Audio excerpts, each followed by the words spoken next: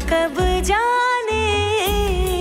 কিছু মুভিজ চোখ খুলে দেয়, কিছু মুভিজ মাইন্ড খুলে দেয়, আর কিছু মুভিজ উভয়ই খুলে দেয়।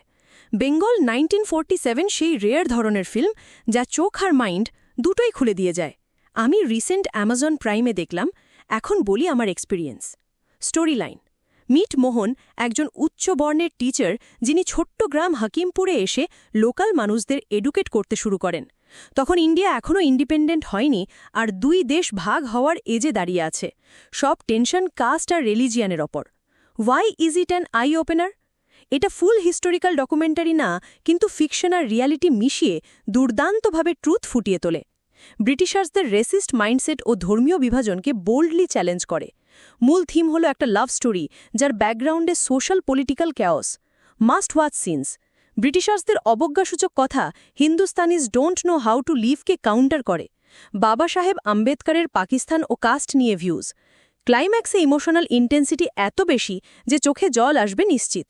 অ্যাক্টিং: আঙ্কুর মোহনের ভাই হয়ে দারুণ করেছে। শারমির ন্যাচারাল আর কেমিস্ট্রি তো একদম অন পয়েন্ট। দেবের ছোট্ট রোল তেমন ইম্প্যাক্ট ফেলেনি, কিন্তু মোট ওভারঅল ভালো। ইন্ডিয়ান কালচারকে ডিগনিটি ও প্রাইড দিয়ে তুলে ধরেছে ফিল্মটি। Pros and cons: riot scenes একটু উইক, কখনো ডকুমেন্টারি ভাইব। প্রফেশনাল কোয়ালিটি একটু লো বাজেট ফিল দেয়, বাট ইমোশনাল ইম্প্যাক্ট জায়গায় দারুণ। ফ্যামিলি ফ্রেন্ডলি, কোনো অ্যাডাল্ট কন্টেন্ট নেই। যদি ভিডিওটি বা পোস্টটি আপনার উপকারে আসে তাহলে অনুরোধ করছি লাইক দিন, এটা আমাদেরকে আরও ভালো কন্টেন্ট বানাতে উৎসাহিত করবে।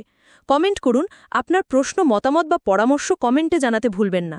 শেয়ার করুন, আপনার বন্ধুদের সাথে শেয়ার করুন যাতে তারাও উপকৃত হতে পারে।